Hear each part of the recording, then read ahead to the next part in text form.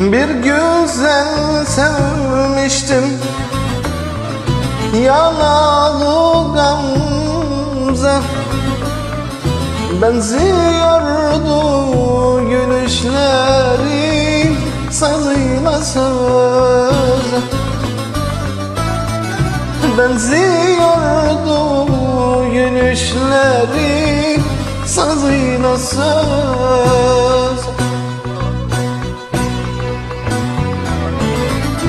Aldılar elinden kader ile felek, ayırdılar sevenleri, kıydılar bize.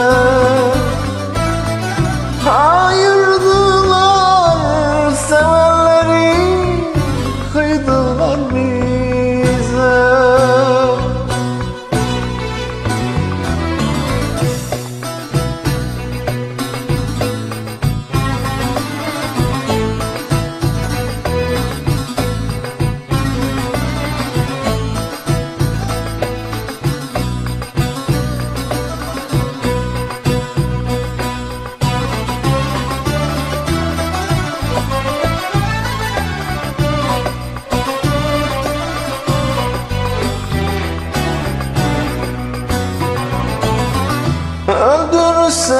Öldürseler beni, sevdamız ölmez.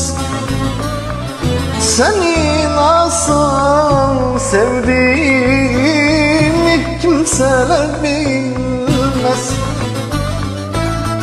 Seni nasıl sevdiğimi kimseler bilmez. Sensiz yaşayamam, haberin var mı?